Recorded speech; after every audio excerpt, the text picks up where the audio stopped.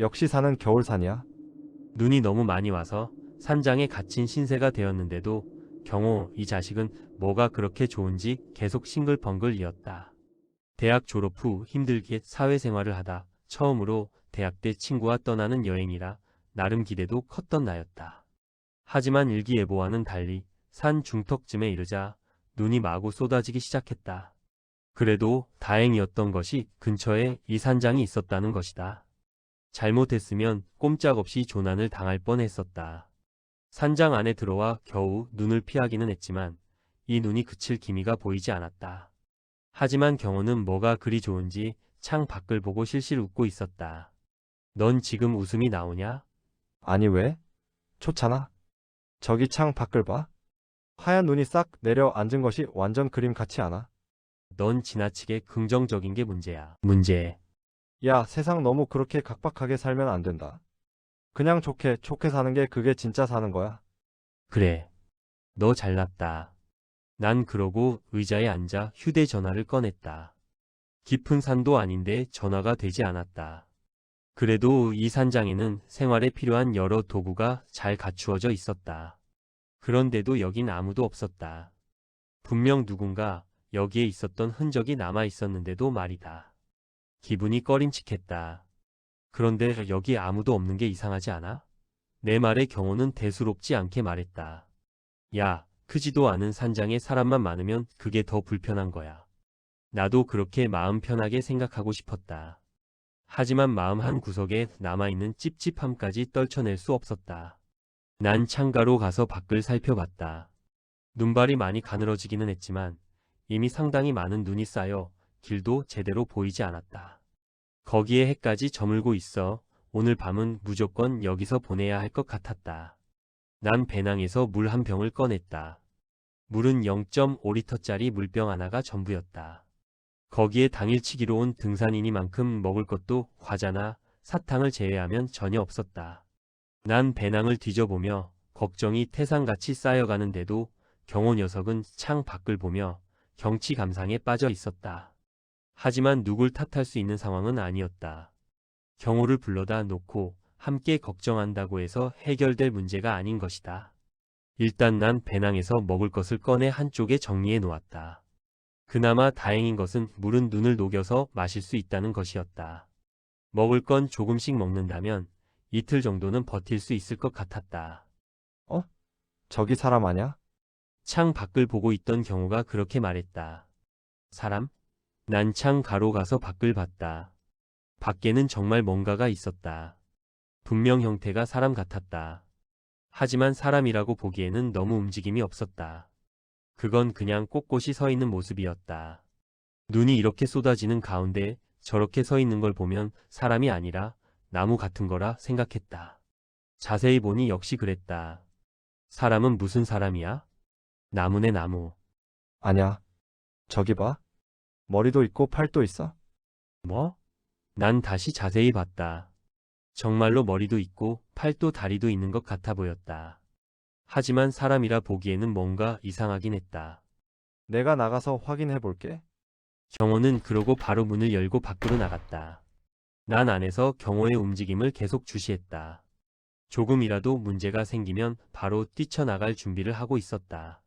그런데 경호는 몇 걸음 걸어가다 바로 돌아서서 왔다. 하하. 아이고 별일이 다 있네. 뭐가? 저거 사람 아냐. 그럼? 허수아비. 허수아비? 믿을 수 없었다.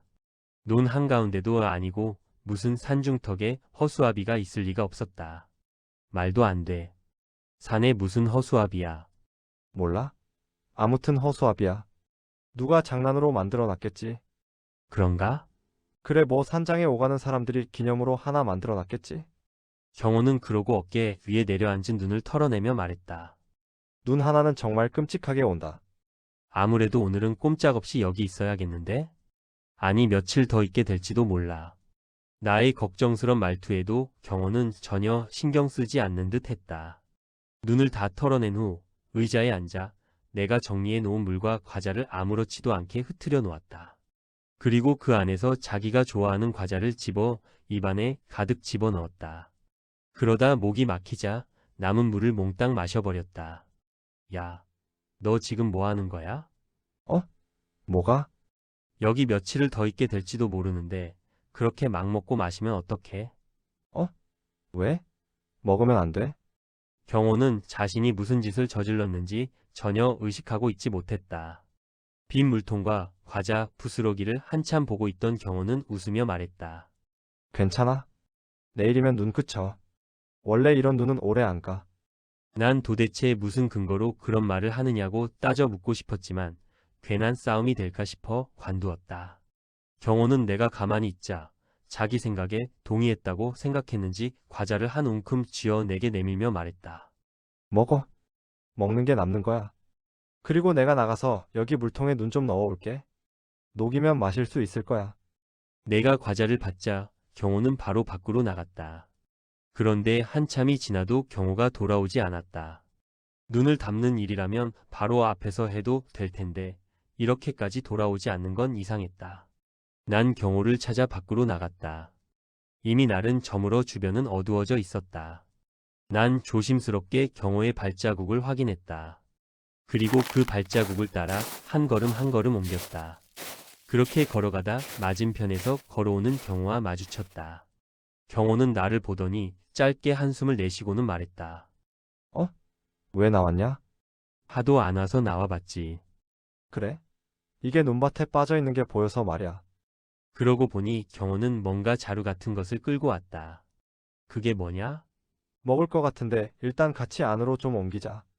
그 말에 난 경호와 함께 자루를 들고 산장 안으로 들어왔다. 그런 후 난 그 자루를 자세히 살펴봤다. 자루는 사람 한 명이 들어가 있을 수 있을 정도로 컸다. 그리고 동물의 가죽으로 만든 것 같아 보였는데 무슨 동물인지는 알 수 없었다. 그런데 내가 그렇게 자루를 살펴보는 동안 경호가 발로 자루를 툭 걷어찼다. 그러자 그 안에서 뭔가가 우르르 쏟아져 나왔다. 자세히 보니 고기였다. 얼린 고기였다. 아니 추위 때문에 자연스럽게 얼어버린 고기였다. 이것 봐. 이 정도면 일주일도 더 넘게 버틸 수 있을 것 같지 않아? 경호는 환하게 웃으며 그렇게 말했다. 하지만 난 이 정체도 알 수 없는 고기를 먹을 수 있을 것 같지 않았다. 경호는 고개를 돌려 산장 안을 둘러보더니 빈 냄비를 하나 가지고 와서 그 안에 고기 몇 덩이를 넣었다. 그리고 밖에서 가지고 온 눈을 넣고 불 위에 올려놓았다. 그리고 나를 돌아보며 말했다. 이 고기 먹고 힘 좀 내자. 오랜만에 산에 왔더니 힘드네. 나는 냄비 안에서 끓고 있는 고기를 한번 본 후 경호에게 물었다. 이게 무슨 고기인지는 알고 먹는 거야? 무슨 고기든 상관없지 않아? 상관없다니? 그게 왜 상관이 없어? 못 먹는 고기면 어쩔 거야? 아니 못 먹는 고기를 누가 자루에 담아놔? 그리고 여기 이렇게 먹기 좋게 잘라놓았잖아. 못 먹는 고기면 왜 이렇게까지 해놨겠어? 안 그래? 경호는 너무나도 당연한 듯 그렇게 말했다. 하지만 난 찝찝했다. 그런데 경호는 고기가 익자 조금의 망설임도 없이 먹기 시작했다. 그런데 그냥 맹물에 끓였을 뿐인데도 그 고기는 정말 맛있어 보였다. 부드러운 살코기 속에 진한 육수가 흘러내리는 모습이 그냥 보고 있기가 힘들 정도로 맛있어 보였다. 내가 이런 생각을 하고 있는 동안 경호는 이미 고기 한 덩어리를 먹어 치웠다. 그리고 손으로 배를 쓰다듬으며 말했다. 정말 맛있어? 무슨 고기인지는 모르겠지만 세상에 이렇게 맛있는 고기는 처음이야. 양념 하나 하지 않았는데 이 정도인데 제대로 요리를 해서 먹으면 정말 끝내주겠는데. 끝내주겠어. 경호는 그런 후 바로 다시 냄비에서 고기 한 덩어리를 꺼내 먹기 시작했다. 나도 맛 정도는 보고 싶어졌다. 하지만 이미 경호가 다 먹은 후였다. 나는 빈 냄비에 물을 넣고 고기를 몇 덩이 넣었다. 그리고 불 위에 올렸다. 경호는 입안에 고기를 잔뜩 넣고서 말했다. 꺼봐. 먹고 싶지? 한번 먹어봐. 이게 무슨 고기인지는 중요하지 않다니까. 냄비 속에서 고기가 익어가는 동안 난 고개를 돌려 산장 안을 살펴봤다. 그러는 동안 우연히 시선이 창 밖으로 향했다. 창 밖에는 허수아비가 힘없이 이쪽을 바라보고 있었다. 허수아비에게 눈빛이라는 게 있을 리가 없지만 왠지 애잔한 눈빛으로 이쪽을 바라보고 있다는 느낌이 들었다. 안 먹어? 내가 먹을까? 내가 멍하게 창 밖을 바라보고 있는 동안 경호는 젓가락으로 고기를 찔러보며 그렇게 말했다. 나는 얼른 고기를 꺼내 접시에 내려놓았다. 그리고 자꾸 가까이 다가오는 경호를 밀어내며 말했다. 나도 배고파. 먹고 싶으면 저기 자루에 고기 있잖아. 그거 꺼내서 먹어. 내 말에 경호는 고개를 돌려 고기가 들어있는 자루를 쳐다봤다. 그러다 길게 한숨을 내쉰 후 말했다. 솔직히 배가 부르기는 해. 그리고 배가 부르니까 슬슬 졸린다. 경호는 그러고 배낭을 베고 바닥에 누웠다. 그리고 모자로 얼굴을 덮었다. 내가 고기를 다 먹고 접시까지 다 치웠을 때까지도 경호는 그대로 누워 있었다. 아마도 오랜만에 산에 와서 꽤나 피곤했던 모양이었다. 그러고 보니 나도 졸리기 시작했다. 나도 배낭을 베고 잠깐 누웠다. 아니 잠깐 누워 있으려고 했다. 그런데 눈을 뜨니 이미 날이 완전히 어두워져 있었다.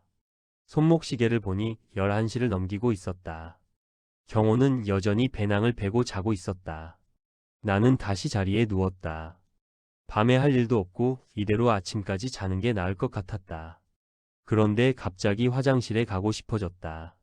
나는 밖으로 나가 화장실을 찾았다. 다행히 눈은 그쳤지만 날이 어두워서인지 화장실을 찾을 수 없었다.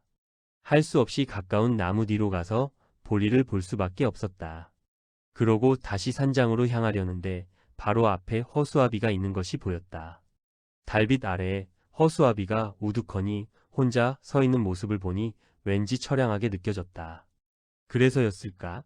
나는 허수아비에게 다가가 머리와 어깨에 쌓여있는 눈을 손으로 털어줬다. 그런데 허수아비가 입고 있는 옷이 좀 이상했다. 허수아비에게 입히기에는 너무 새 것인데다 좋은 옷이었다. 당장 사람이 입어도 될 옷을 허수아비에게 입혀놓은 것이었다. 참 이상하단 생각이 들었다. 하지만 달리 내가 할 수 있는 건 없어 그대로 몸을 돌리려는데 언뜻 다른 허수아비의 모습이 눈에 들어왔다. 지금 내 옆에 있는 이 허수아비 뒤로 다른 허수아비가 있는 것이 보였다. 자세히 보니 하나가 아니었다. 수많은 허수아비들이 땅에 꽂혀 있었다. 뭔가 기괴한 분위기였다. 나는 가만히 그 허수아비들을 바라보다가 그냥 발걸음을 돌렸다. 감히 다가갈 수 있는 모습이 아니었다. 나는 얼른 산장으로 가기 위해 발걸음을 서둘렀다. 그런데 누군가 산장 안으로 들어가는 게 보였다. 처음에는 경호라고 생각했다. 하지만 달빛에 비친 그 사람이 경호일 수는 없어 보였다. 키나 덩치가 경호보다 훨씬 커 보였던 것뿐 아니라 그 사람은 몸에 털이 나 있었다. 처음에는 털이 달린 옷인가 하는 생각도 들었지만 그러기에는 짐승처럼 온몸에 털이 나 있는 것이 너무나도 선명하게 보였다. 이대로 산장 안으로 들어갈 순 없었다. 난 조심스럽게 창문으로 가서 안을 살폈다.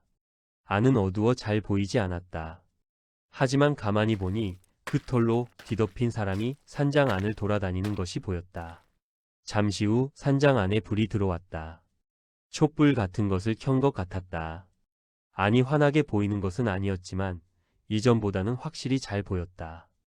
역시 산장 안을 돌아다니는 그 사람은 보통 사람의 모습이 아니었다. 온통 털로 뒤덮인 몸에 짧은 다리와 긴 팔을 가지고 있어 흡사 원숭이와 같은 모습을 하고 있었다. 하지만 키가 2m에 가까워 보일 정도로 컸다. 거기에 팔뚝이 웬만한 남자 허벅지보다 굵어 보였다. 하지만 행동하는 것을 보면 원숭이보다는 확실히 사람에 가까워 보였다. 스스로 불을 켜는 것만 봐도 원숭이 같은 동물은 아니었다. 그렇다고 평범한 보통 사람 같아 보이지는 않았다. 아무래도 산장에 경호를 혼자 두는 건 위험해 보였다. 하지만 내가 산장 안으로 들어가서 뭔가 할 수 있을 것 같지도 않았다. 일단 난 조심스럽게 창문을 통해 안을 살폈다. 그 사람은 한동안 산장 안을 돌아다니다 바닥에 놓여있는 고기 자루를 발견했다. 그리고 자루 안을 살펴보다 주위를 두리번거렸다. 그러다 바닥에 누워있는 경호를 발견했다. 그 사람은 천천히 경호에게 다가가며 허리에 차고 있던 칼을 빼들었다. 그리고 바로 누워있던 경호의 가슴을 찔렀다. 순식간에 벌어진 일이었다. 경호는 반사적으로 몸을 일으켰지만 그게 전부였다. 그 사람은 두세 번 경호의 가슴을 더 찔렀다. 그러다 경호가 더 이상 움직이지 않자 경호를 들어 탁자 위에 놓았다. 그리고 그 자리에서 경호의 배를 갈라 내장을 끄집어내고 뼈와 살을 분리시켰다. 그런 후 살은 손으로 뭉쳐 덩어리로 만든 후 고기가 들어 있었던 그 자루에 담았다. 그리고 뼈를 가지고 뭔가 만들기 시작했다. 처음에는 뭘 하는지 알 수 없었다. 아니, 알고 싶지 않았다. 어떻게 하면 도망을 갈 수 있을지에 대한 생각밖에 없었다. 하지만 섣불리 움직이다. 저 사람에게 들키면 경호와 같이 될 것 같아 쉽게 움직일 수 없었다. 아니, 그 전에 생전 느껴보지 못한 공포가 몸을 짓눌러 발을 한 걸음도 뗄 수 없었다. 그래도 도망을 가야 했다. 그래야 살 수 있었다. 나는 용기를 내서 다시 창문을 통해 그 사람이 어디에 있는지, 지금 뭘 하고 있는지 살폈다. 그 사람은 경호의 뼈에 경호의 옷을 입혔다. 그리고 그 사이에 지푸라기를 넣었다. 얼굴엔 천으로 된 자루를 뒤집어 씌웠다. 마지막으로 낡은 모자를 머리 위에 씌웠다. 그렇게 그 사람은 허수아비를 만들고 있었던 것이다. 지금까지 내가 본 허수아비들은 다 이렇게 만들어진 것이었다. 이제 더 이상 이러고 있을 수 없었다. 난 무조건 앞을 보고 뛰기 시작했다. 지금 내가 어딜 향하고 있는 것인지는 알 수 없었지만 그냥 계속 앞만 보고 뛰고 또 뛰었다. 지금 내가 할 수 있는 건 이렇게 앞만 보고 뛰는 것밖에 없었다.